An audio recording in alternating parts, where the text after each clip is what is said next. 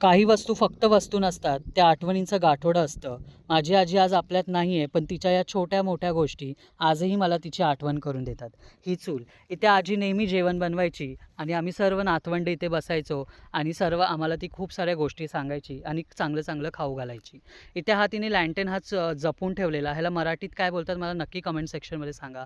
Light गेल्यावर ह्याच्यामध्ये तेल किंवा केरोसिन टाकून ह्याला पेटवतात. सोबतच आमच्या इथे हा मटका जो आजीने अजूनही ठेवलेला, हा मटक्यांचा वापर आम्ही अजूनपर्यंत करतो. ह्याच्यात पाणी खूपच थंडगार असतं. सोबत मला तिच्या कपाटामध्ये ही एक रिसिप्ट भेटली. माझ्या आत्याने माझ्या आजीसाठी एक नवीन फोन घेऊन ठेवलेला, तर माझ्या आजीने ती रिसिप्ट अजून पण सांभाळून ठेवलेली. ती प्रत्येक गोष्ट खूप व्यवस्थित सांभाळून ठेवायची, स्पेशली डॉक्युमेंट्स. मला तिच्या बॅगमध्ये 2 पर्स भेटले, एक जुना आणि एक लेटेस्ट. तर हे पर्स बघूनही मन एकदम भारावून गेलं. आपण बघूया जुन्या पर्समध्ये काय काय आहे. तर जुन्या पर्समध्ये तिने सिम कार्ड ठेवलेला आणि काही तिचे रेलेव्हंट डॉक्युमेंट्स ठेवलेले. सोबतच लेटेस्ट पर्समध्ये काही कॉइन्स होते.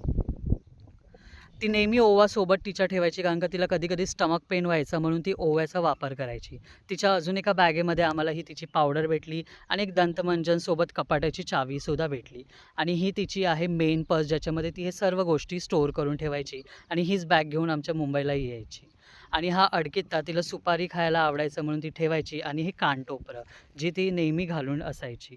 सोबतच मला कपाटामध्ये तिच्या 2 साड्या भेटल्या. दोन्ही ऑरेंज कलरच्या होत्या. त्यातली एक साडी तिने माझ्या बहिणीच्या लग्नात घातलेली आणि नंतरला मला काही अजून पेपर्स भेटले, जसं सेव्हिंग बँक अकाउंटचे डॉक्युमेंट्स तिचे काही भेटले, जे तिने शेवटपर्यंत सांभाळून ठेवलेलं.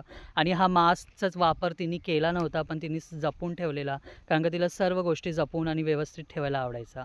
हा माझ्या आत्याने तिच्यासाठी कपाट घेतला होता. Thank you for watching my video.